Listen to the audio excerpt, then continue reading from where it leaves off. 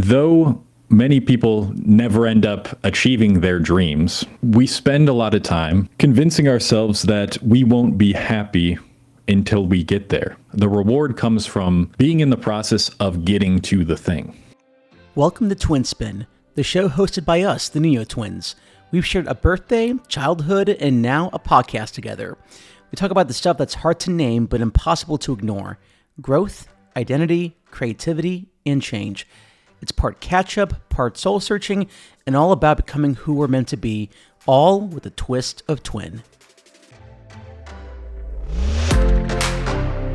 And we are very honored to have Cole Hastings with us today. Cole is a YouTuber and filmmaker who is actually in the midst of writing his first novel entitled Fractured Worlds, which is a sci-fi psychological thriller about a 20-year-old living in a post-pandemic world who develops the ability to see into a parallel reality. Cole, welcome to the show, and thanks for being here. Thank you for having me. It's good to talk to you guys in a professional setting. Yes. Yeah. Likewise, man. And I am very, very curious to dive into the two lessons that you have here that you wanted to talk about. So let's just dive right in. So the first lesson you want to talk about is the process must become the reward in itself. And so I am very curious to hear why you had this down as the first lesson. Yeah, so I think everyone, when they first start out on the path towards becoming someone new, developing a new identity, we have this grand vision of where we want to go and what it would feel like to finally be there, to finally have this many subscribers on YouTube, for example, with me, to have this much money, to have this perfect relationship, to be at this level in a sport, anything really. And though many people never end up achieving their dreams, we spend a lot of time convincing ourselves that we won't be happy until we get there. And we use that as motivation to get there. We say, oh, when I get there, it's going to feel so good. Life is going to be so different. I'm going to have all of these things that I've been working so hard for. And yes, having hope for the future and having things to look forward to in the future, I think, is really important as humans. But when you rely on that to be the sole motivator and sole source of your happiness, you're going to be very disappointed if you do end up at that place. Because I have been extremely fortunate and privileged enough to achieve a lot of goals that I've set out for myself, like having a YouTube channel that is sustainable, that allows me a full-time income, and other things like trying to create a short film, have it put out there, see all these comments of people saying, wow, this was great. Every time I've been in one of those situations, it's great for like a week and it feels really good. It's like this high, but eventually you return to your baseline level of happiness. All the successful moments where you finally reach the point where you think you need to be in order to finally be happy or be fulfilled in life, that's not where the real reward is. The reward comes from being in the process of getting to the thing. That's at least what I've found, and that's what I think is the most fulfilling way to pursue goals in life. It's not to dismiss goals entirely, but rather shift your focus to the process of those goals and how to make the process as enjoyable as possible, or even just finding enjoyment in the difficulty of it, the kind of suffering through the other side to see that success that you think is going to make you happy. And so this is clearly exemplified in the concept of the hedonic treadmill, where you always return to a baseline level of happiness after a big high or a big low. And that baseline level adjusts based on how many highs you have or how many lows you have. Like if you keep experiencing these successes, your baseline level of happiness is going to go up. You are going to have an objectively happier life, but it's not going to, you're not going to like perceive it after a week. After a week, it's just going to feel like normal. And so constantly chasing these highs is really just an addictive process that doesn't allow you to truly enjoy the present moment, as cliche as that sounds. And so my whole thing is, it's okay to have goals, but the process is the real reward. The process is the goal that you're really looking for. It is that thing you are trying to taste within your life that you think only comes from the goal itself. And once you realize that, you stop chasing goals. You just set goals because it gives you another thing to be in the process of. Like, you fall in love with the process so much that the goal is not, it's a, I don't know if means to an end is the right word, or it's not a means to an end anymore. Basically, you only set goals because you want to get yourself in another process that challenges you, because you know that's where the actual fun is. And so when I say the process must become the reward in and of itself, that's what I mean. That's what I think when you realize that makes life a lot more enjoyable on a daily basis. Yeah. Yeah. I'm really happy you shared all of that, because frankly, the process is the area where you stay in the most. Everything. I mean, for example, our short film that we just recently wrapped, or are close to wrapping on, that was the better part of a year and a half. That we spent just. By the time this episode airs, it better have been done. But still, like, you're going to have to really learn to find enjoyment in that, because, there will be a lot of late nights, a lot of co-working sessions. You and I work together. And so I really, really resonate with what you said about how you have to find reward in the process, because that's where you'll be a lot. And that's really the one spot where I think the most growth will come from, as opposed to just having it out there. Because back to what you said, Cole, after a week or so, was like, okay, I'm good. Yeah. And honestly, Cole, like the whole time you were talking, you were talking about how, the process is the reward and the goal. I was being reminded of Matthew McConaughey's Oscar speech when he was saying that he's like never going to be his hero. He's never going to be the person that he aspires to, but how he doesn't mind that because it always gives him something to chase. And for him, the process of having something to chase is where there is the most fun for him. And that's something that he really, really enjoys. And yeah, I think we do get so, especially in this society that we live in, we get so goal oriented that we think that our output is measured by the goals that we achieve, where we just forget to have fun with the process of chasing said goal. I think that we teach ourselves that we can't have satisfaction. We can't feel satisfaction with ourselves until we're at the summit, when just the process of getting to that point, we are allowed to feel enjoyment. We're allowed to have joy and happiness in the process of going after those things. Yeah. Very, very well said. I agree with all of that. And so, I mean, when I first saw you write this down as your first lesson, I definitely, as Andrew said, 100% agree with that, because, especially throughout the making of this project that we finished, and I imagine with your short film that you had finished working on, one learns to appreciate the process a lot more, because that's where the most growth happens.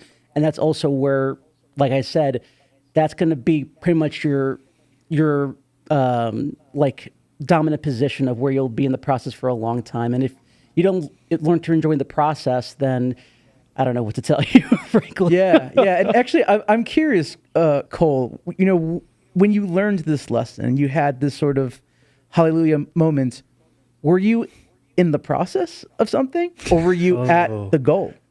When I think it was shortly after I completed a big goal. Okay. So I think it really drilled into my brain once I hit 100,000 subscribers on YouTube. Gotcha. Because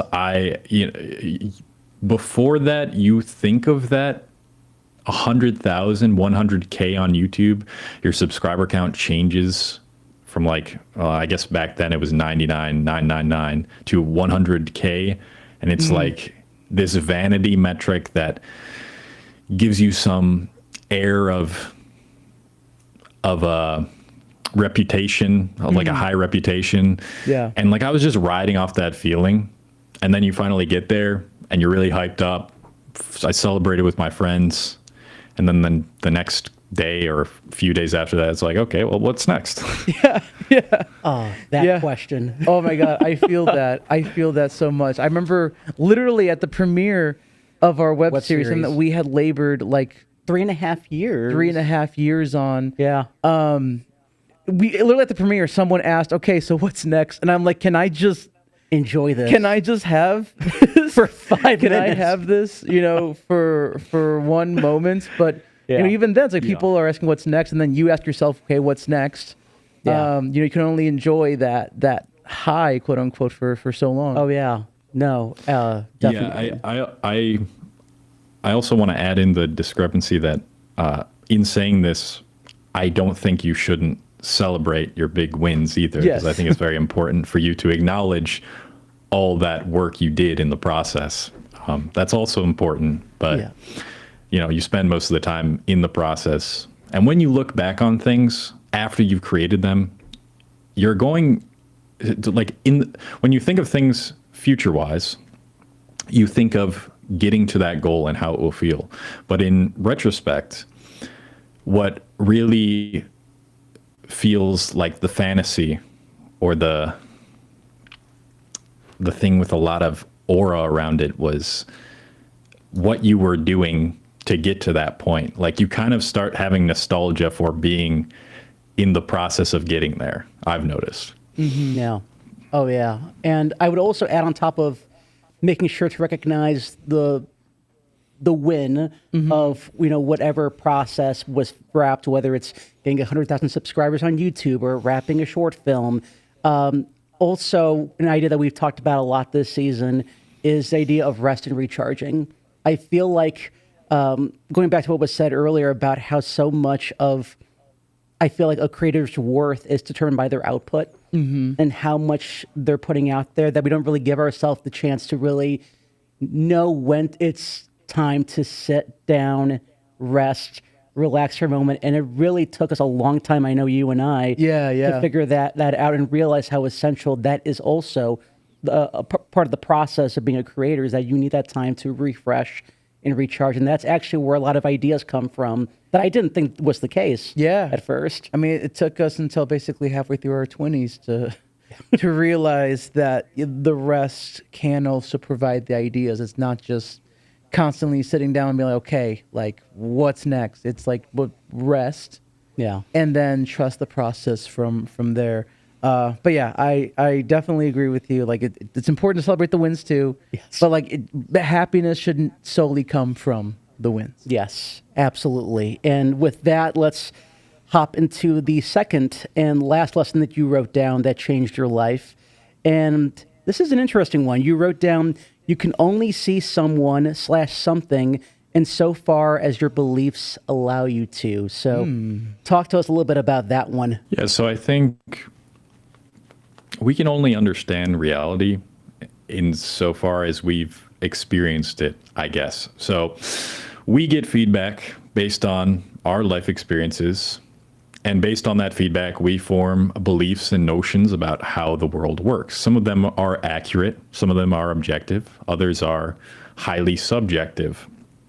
And so no matter how objective a thing or a fact we might want to hear, or however objective a fact might be, we might not be able to hear the objectivity behind it, or what's really trying to be conveyed through the message, because it doesn't align with our current beliefs or how much we've experienced the thing. So to give an example, because it's a little vague, when I, let's say, make a YouTube video, for instance, I titled one of my YouTube videos, "The Loneliness Epidemic Myth." And with the title and the thumbnail combo, it makes it seem like I think the loneliness epidemic is a myth, and that people aren't actually struggling with loneliness. And people are going to interpret that thumbnail and title completely differently based on their experience that they've had in their life so far. So for someone who has been extremely lonely throughout their life, who's read a lot of articles about the loneliness epidemic, who reads other people's anecdotes about it, they're going to see that title and thumbnail and they're going to think to themselves, this guy's an idiot. And they're going to say, and that's immediately going to affect their judgment of the video itself. It's based on what they've lived through. And basically, no matter what I say in that video, especially for people who are very, they find it very difficult to be open-minded. It doesn't matter what I say in that video, because they're going to go into it with their subjective experience and only be able to see or hear what they want to hear, basically, or what aligns with their beliefs about the loneliness epidemic. So that brings up another point, is like, it doesn't matter how sound or objective the conclusions you might be trying to communicate are. If a person doesn't like you, or their initial reaction of you was like, they're going to find a way to poke holes in what you say or dislike it. So that's what I mean by we can only see things or interpret things insofar as they reflect our experiences, unless we consciously choose to critically think about what we're viewing and asking ourselves, why do I view something this way? It's really something I try to encourage on my channel, being more nuanced and not thinking of things in such black and white terms. There's a lot of complexities to humans and the world and information that's being put out there right now. And instead of instantly getting triggered because something does not align with your current beliefs, take a step back and think about, okay, what might this person's life have looked like in order to hold this opinion about this subject? And, you know, maybe they don't have the most objective conclusion ever, but seeing and taking in someone else's opinions with an open mind will allow your opinions and beliefs to become more objective, because you've gotten way more sides of a certain story or whatever information, basically. And that allows you to develop a worldview that contains much more than your own life experience. A lot of us just don't get that. Well, we have the opportunity because of the internet to experience so many different people's lives more than ever.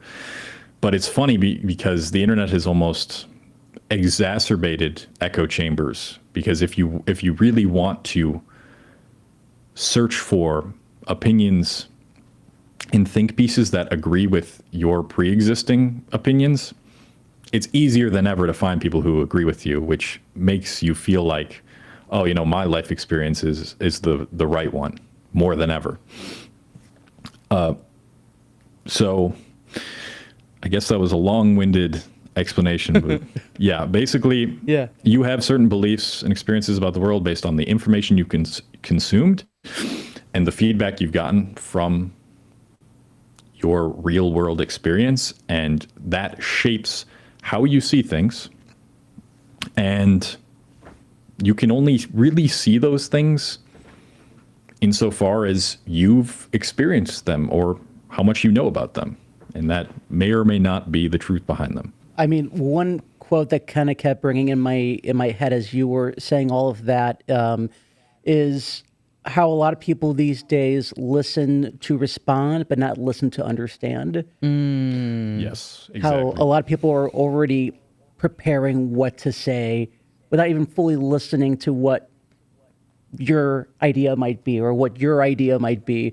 And I think we could all learn a lot if we actually listened, as opposed to just already getting ready to cut the next person off right away. Oh yeah, I mean, you see this. I mean, where this sort of thing happens most frequently is, of course, in the political arena. You know, you see folks who are just so quick to pigeonhole someone else based on one thing that they say.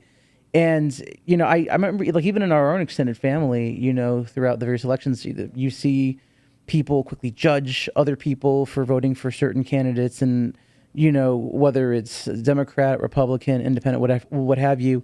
And, you know, at the end of the day, it doesn't really get us anywhere to just be like, oh, like, you have this opinion, like, I'm unfriending you.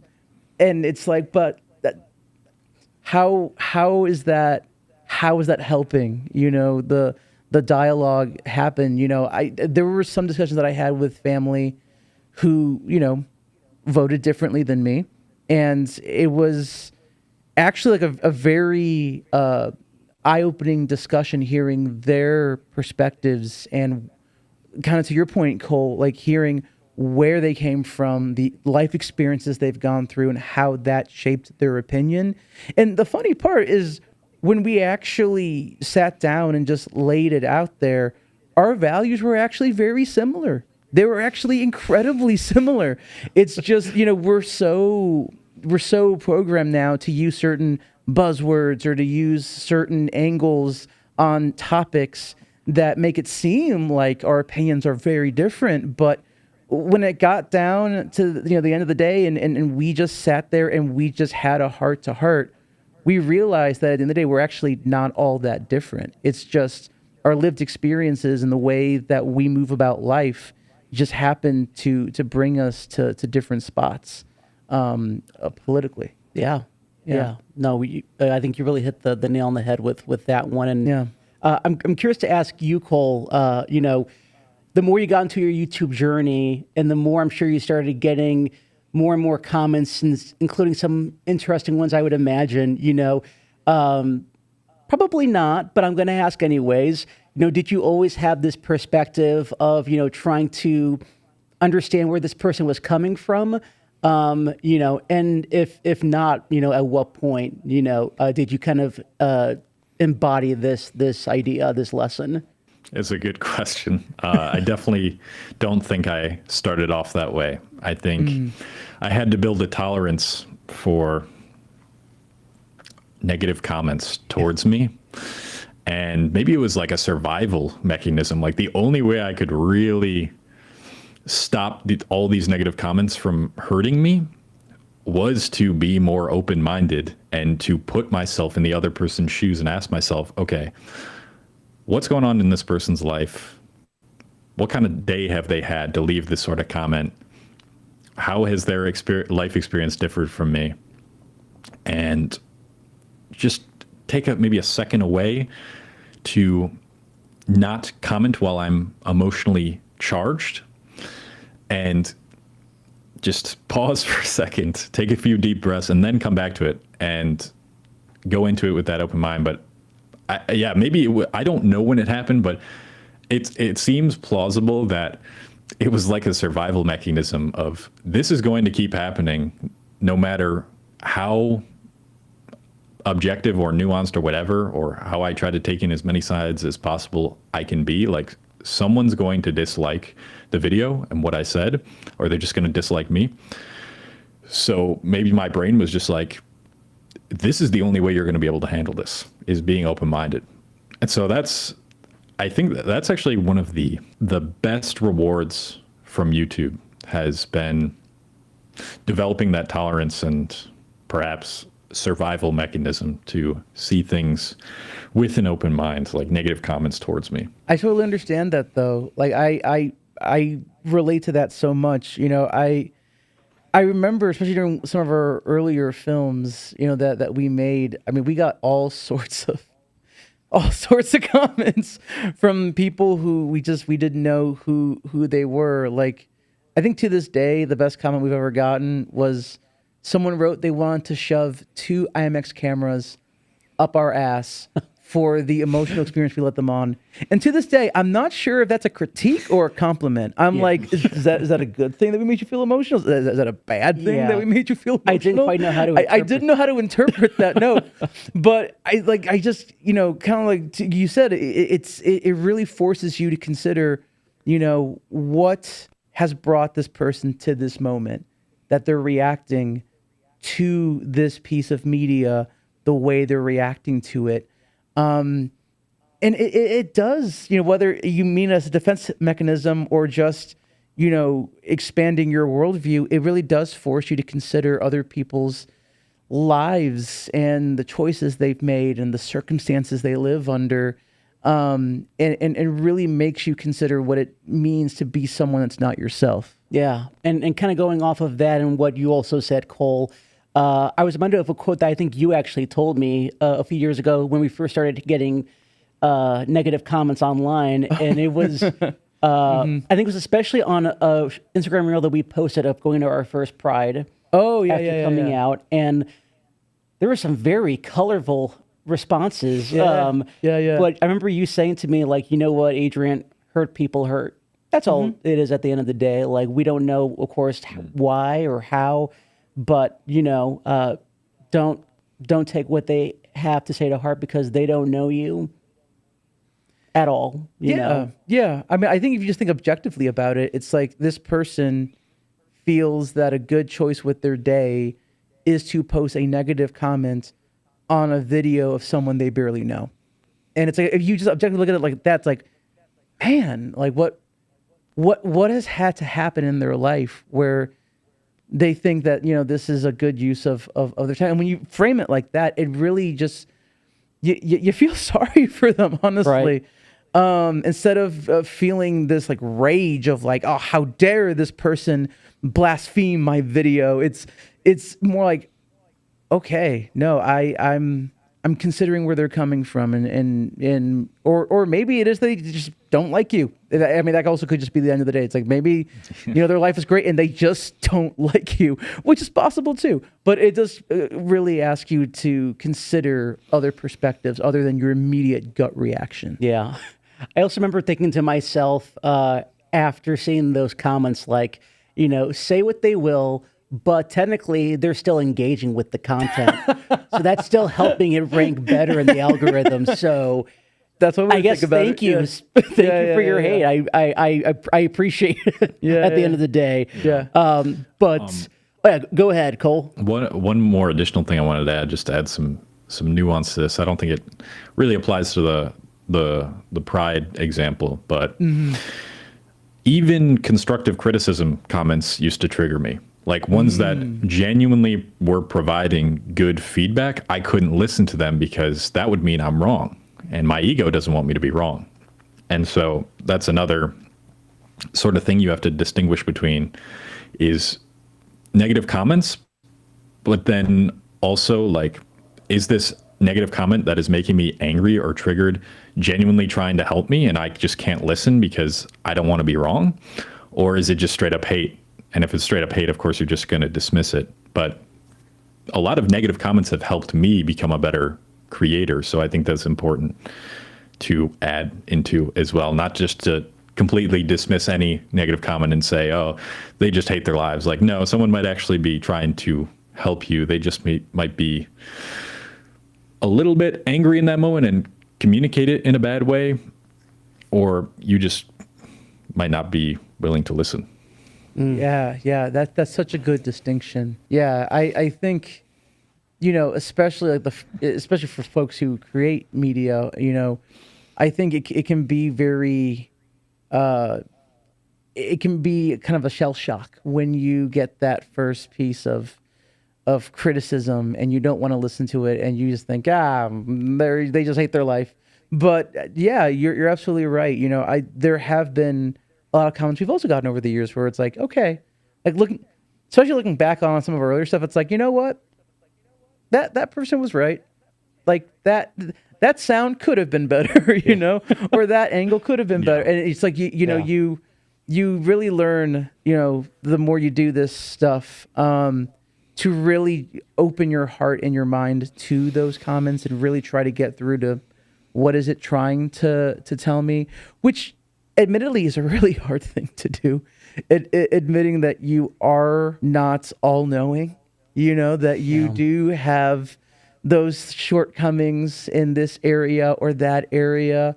But, you could view it as a shortcoming, but you could also view it as a growth opportunity, an opportunity to improve and to grow and to challenge yourself to continue down this path. And when you view it that way, it really does change how you perceive these comments that, oh, this person doesn't want to hate me. This person wants to help me. This person wants to help me become better. Like you said, Cole, sometimes the word choice can be better, but like at the end of the day, they want me to get better. And that's how I'm going to take this comment. Yeah, exactly. Like, we should be open to hearing what they have to say, regardless of how it may be, but it's ultimately up to us what we do with it. We could choose to take it personally and be all defensive. Maybe depending on what they say, maybe we should just not give it any time of day. But maybe there is, like you said, Cole, maybe there is something in there that we should listen to or be open to or, take note of for the future. But, that's really up to us to decide. And so with that, I'm going to give a quick little recap of the lessons that Cole shared with us today. Number 1, the process must become the reward in itself. And number 2, you can only see someone or something in so far as your beliefs allow you to. So, Cole, as we bring this episode to a close, if folks want to keep up with what you're doing, where can they find you? So most active posting on my main YouTube channel, which is youtube.com/Cole Hastings or /@Cole Hastings. Or you can just look up Cole Hastings on YouTube. You can also find me on Instagram, occasionally posting stories, not so much reels anymore. It's @Cole Hastings _. And then I have a second channel as well where it's just me rambling, unedited, unscripted. And that is youtube.com/@Cole Hastings, spelled COAL. Oh, then also my newsletter. I should have plugged that first. My newsletter is where I'm giving updates on my novel and also sharing lessons like the ones in this podcast. That's colehastings.substack.com. Fantastic. And we'll be sure to put all of this in the notes below so folks can go check you out. So Cole Hastings, YouTuber, filmmaker, and future author. Thank you very much for being on the show with us today, and thanks for your time. Really, really appreciate having you here, man. Yeah, thank you guys. Good time. We appreciate you so much for being here for this episode of Twin Spin. If something resonated with you, pass it along to someone else who might need it too. And if you're navigating something big in life right now, just know you're not alone. Thanks again for tuning in, and we'll see you in the next spin.